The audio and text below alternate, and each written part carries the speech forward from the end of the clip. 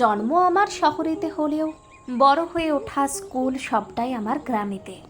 ওই যে যেদিন ছোটবেলায় পিতৃহারা হলাম, মারণ ব্যাধি ক্যান্সারে আমার বাবা রামকৃষ্ণ লোকে পাড়ি দিলে, সেই 7 বছর বয়সের ছোট্ট মেয়েটাকে আমার মামারা নিয়ে চলে গিয়েছিল তাদের কাছে।